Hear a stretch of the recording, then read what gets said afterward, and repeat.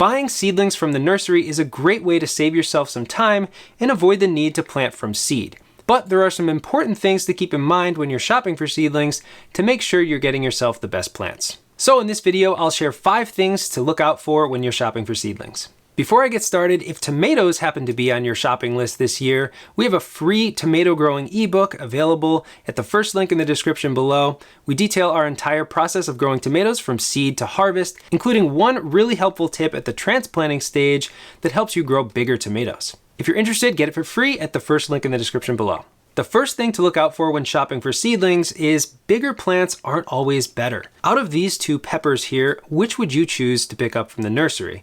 You wouldn't be alone in choosing this one here because it's bigger, fuller, it looks more mature, but I would probably choose the one over here. The reason is that this seedling has already outgrown its container. I can already see roots spilling out of the bottom, and that's a good indication that this plant is probably somewhat root-bound. Root-bound plants essentially have a root system that has begun to encircle around inside of the pot and can cause your plants to be stunted when you transplant them into the ground. This smaller plant, on the other hand, has probably not quite filled out this container, although I do see one root coming out of the bottom there.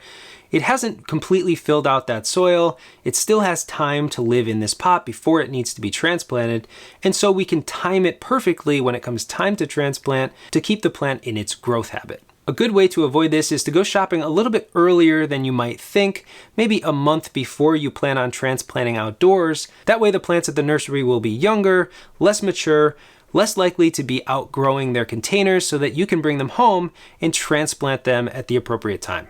The second thing to look out for at the nursery is related to the first one, and that is to avoid plants that have flowers. So this pepper, again, is starting to flower, and it's a result of the same issue.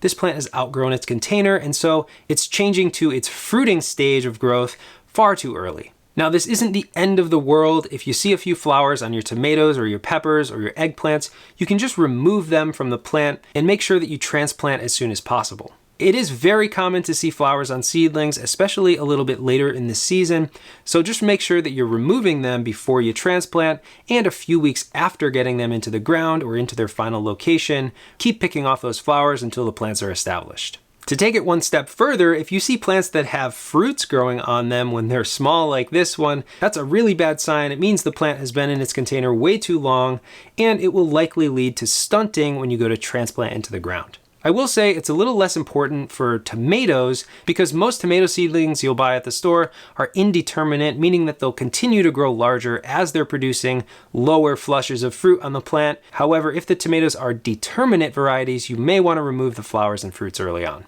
The next thing to look out for at the nursery are plants that may have disease or yellowing foliage. This is not our proudest plant right here. We've been growing this one for a few months now indoors, and it's been neglected, and it has some chlorosis. These leaves at the bottom are yellowing, likely due to a nutrient deficiency. Now, seeing 1 or 2 yellow leaves here and there doesn't have to be a deal breaker. It does mean that the plant may be a little bit stressed, but you can likely remedy this issue by feeding your plants some nutrients. However, if you see signs of bacterial or fungal disease on the leaves, it's best to avoid those plants. You'll likely do this by nature. Plants that look healthy are much more attractive than those that don't. But it's definitely worth mentioning and looking out for if you're buying a bunch of different tomato varieties and one of them tends to have a bunch of disease on all of those plants. You may just want to skip that variety altogether to avoid it spreading to your other plants. Another thing to look out for when you're shopping for seedlings are pest infestations.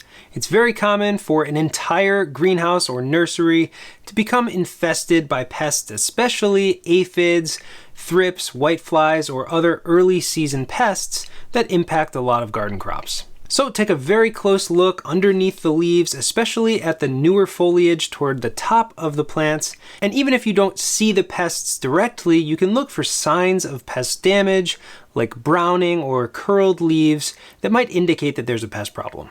Now, common pests like aphids aren't really the end of the world. We get aphids every year outdoors.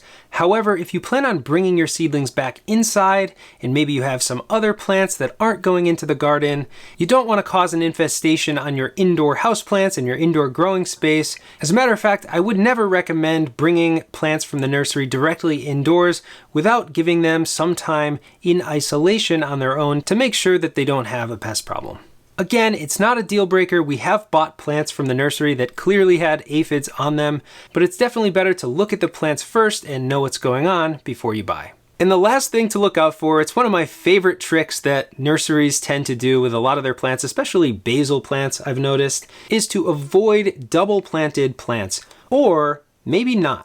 So a lot of times what you'll see at the nursery are seedlings that look very, very full, lots of foliage, filling out the container well. But when you look underneath at the stems, you'll see 2, maybe 3, sometimes even 4 plants all stuffed together growing in the same pot. This tactic is very clever. It makes the plants look very full from a young age. However, it's definitely not what you want with a lot of plant varieties. Most plants like peppers and tomatoes and herbs like basil should be 1 plant per container. For example, this small container has 2 habanero plants and they're already pretty mature.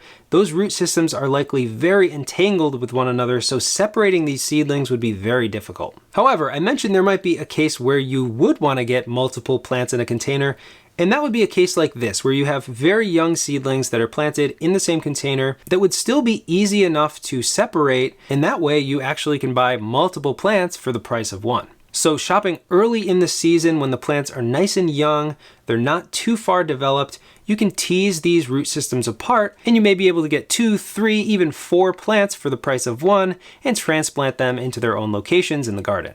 Now, when you've chosen your seedlings, you got some great plants and you brought them home, it's pretty important to do a couple of things before you get them into the garden. First is to transplant any plants that need it into larger containers. A lot of times, nurseries will get their seedlings way too early in the season where it's too cold outside to bring your plants outdoors. So while they're growing in their smaller containers, there will come a time where they outgrow the pots and you should get them into larger ones. When the weather does start to warm up, it's really important that you harden off your seedlings from the nursery because chances are those plants aren't accustomed to direct sunlight all day long. I've seen it way too many times where people get their plants home, put them right into the garden in full sun, and a day later, they're completely crispy and fried from the sun.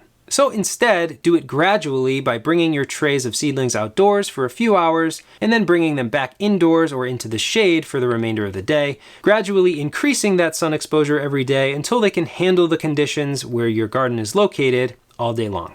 Don't forget to get our free tomato growing ebook at the first link in the description. Thanks so much for watching Geeky Greenhouse, and I'll see you next time.